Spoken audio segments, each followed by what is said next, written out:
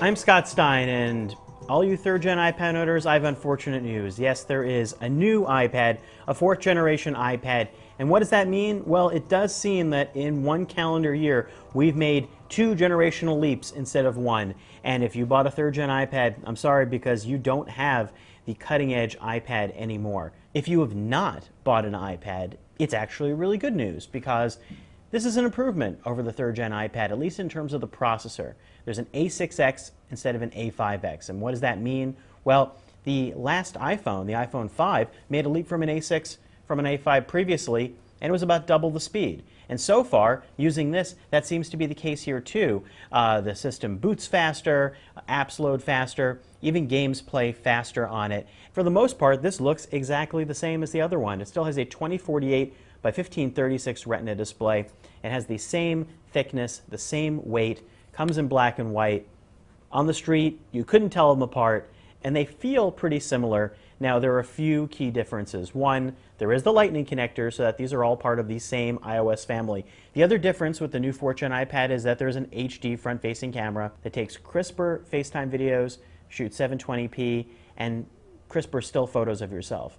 Is it the iPad to get? Now that's the question, because now there are two iPads. There's the 4th gen, and there's this little iPad mini floating around, which is incredibly convenient, very light, and very fun to use. Now I imagine these are going to be two very different use cases, because the iPad mini really feels almost like a Kindle or a book, and it has an iPad 2's guts inside essentially, but you don't really notice that if you're caring about reading or video playing.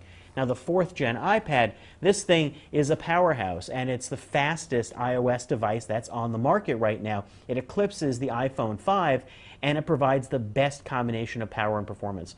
For those who want that, this is the way to go. If you're a pro user, if you're using this for photography, if you're using this for video editing, if you're using this as a laptop alternative, then the 4th gen iPad is the way to go. And if you were thinking about buying an iPad before, if you were on the fence, if you were waiting to see, well then this is absolutely the right time to get it, because let's face it, I don't really know when the next iPad's going to come out. Now, would that happen sooner or later? Odds are that would be later.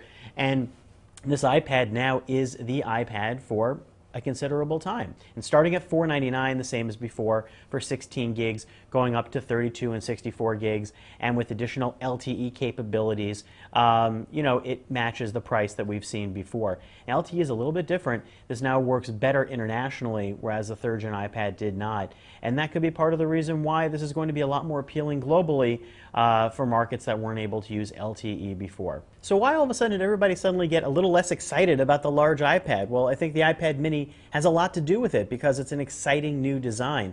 But let's not forget that earlier this year, this was the premier tablet to get, and still is, because of its app collection and because of its performance. And the faster processor means this is a better product. All around, this is an improvement on the 3rd gen iPad, although it's really not enough to consider buying for that upgrade. But if you haven't bought an iPad before and we're looking for a new fast one, the 4th gen is absolutely the one to get.